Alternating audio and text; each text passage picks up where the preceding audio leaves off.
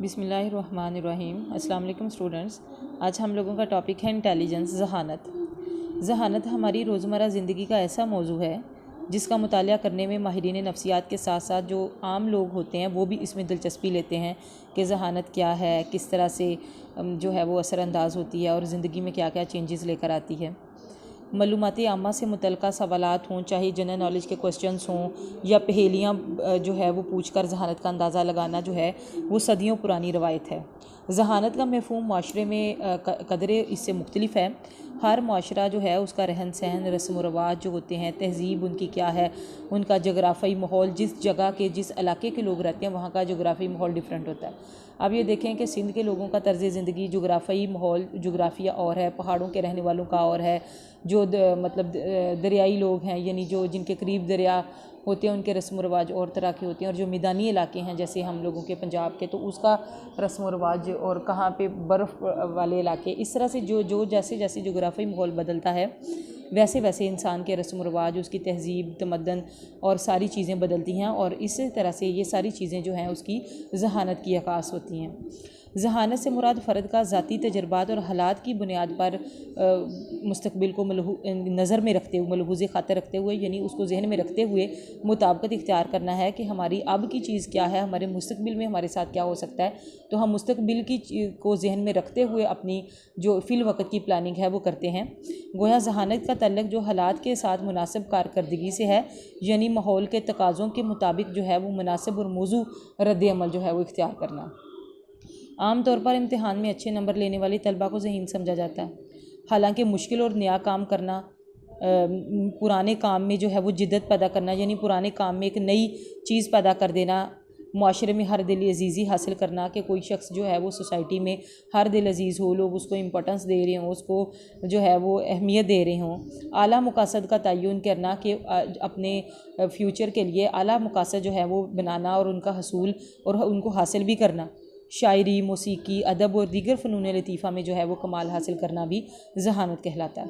जहानत की बुनियाद में जो होता है वो विरसा, यानी जो जेनेटिकल फैक्टर्स हैं ना, पेरेंट्स से जो हम जीन्स लेकर आते हैं वो भी बड़ा अहम है, और उसके साथ साथ मौसर माहौल के, अगर जहानत आप विरसे में तो लेकर आते हैं लेकिन आपको मौसर माहौल नहीं मिलता और तलीम व तरबियत करके उसे कोई निखारता नहीं, तो वो फिर उसका कोई फ़ायदा नहीं होता। यानी विरासत के साथ साथ, विरासती जीन्स के साथ साथ आपको बेहतर तलीम व तरबियत और मौसर माहौल की भी ज़रूरत होती है।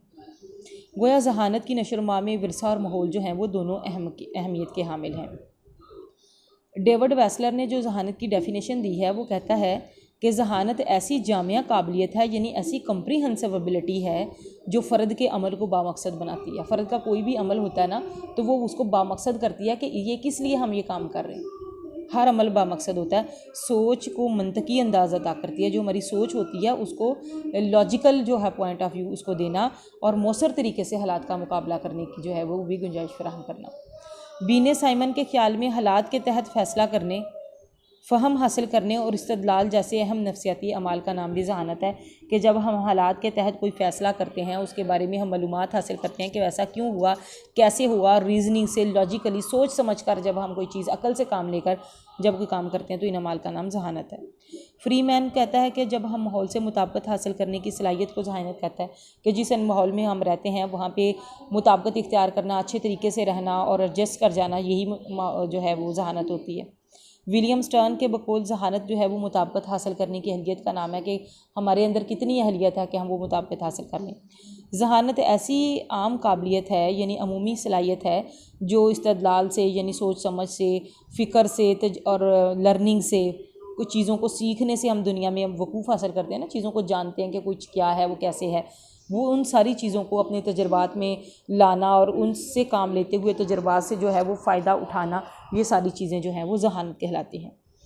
उसके बाद हैं अमूमी और खुसूसी काबिलियतें। काबिलियत की इस्तिलाह खासी वसी है। जब हम एबिलिटी की बात करते हैं तो ये काफ़ी जो है वो वसी इसके टर्म है।